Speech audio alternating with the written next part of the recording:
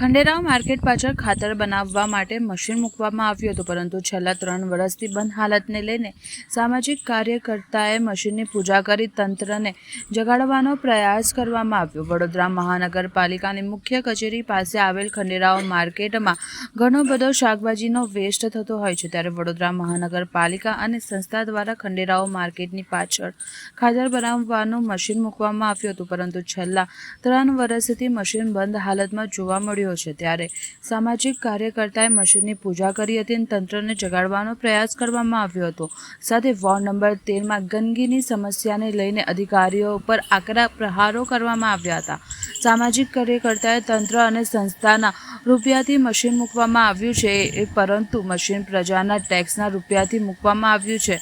તો સામાન્ય લોકો પણ આ મશીનની પૂજા કરી શકે છે। સામાજિક કાર્યકર્તાએ જણાવ્યું હતું, ખંડેરાવ માર્કેટ આગળ એક સંસ્થા દ્વારા જે મશીન આપવામાં આવ્યું હતું, છેલ્લા 3 વર્ષથી મશીન બંધ છે, કારણ કે જે મશીન મૂકવામાં આવ્યું છે એ તમામ પ્રકારનો કચરો જે છે એ મશીનમાં નાખી અને મશીનમાંથી સપ્લાય થઈ અને ખાતર ઉત્પન્ન થતું હતું। જ્યારે આજે કેટલા સમયથી બંધ છે, એટલે આજે એની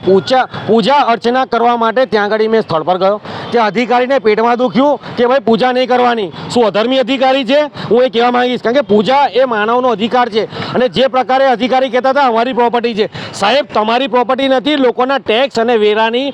પૈસાથી આ તમે પ્રોપર્ટી વસાયેલી છે, એટલે કોઈ પણ આવીને કરી શકશે તો કે ના કરી શકે, તો હું તો બોર્ડ મારી દો કે ભાઈ આ જગ્યાએ કોઈ આવું નહીં તો ના આવી શકે। કારણ કે જે પ્રકારે અત્યારે એ કહેવા માંગે છે કે સાફ સફાઈ 13 નંબરની અંદર જે બીટ બનાવવામાં આવે છે એ પ્રકારે માણસો નથી, જ્યાં ત્યાં માણસો અત્યારે જે લોકો હાજરી ભરીને ગતા રહ્યા છે એ લોકો ગેર ગતા રહ્યા છે, અને તમામ જગ્યા ઉપર હપ્તા લેવામાં આવે છે। જો મારે તમારા કપડાં ખુલ્લા ના કરવા હોય તો મને ના ચેન્જ થશો, કારણ કે જે પ્રકારે હપ્તાગીરી ચાલી રહી છે માર્કેટની ચારે તરફ, ને જે પ્રકારે અત્યારે સાફ સફાઈ માટે મોટી મોટી વાતો કરી રહ્યા છે, અને મને જે અડચણરૂપ થાય છે એમને હું કહેવા માંગીશ, જો મારા માટે તમે કરશો તો મારા મેં વ્હાઇટ કોલર છું, મારા પર કોઈ નથી, પણ તમારી ઉપર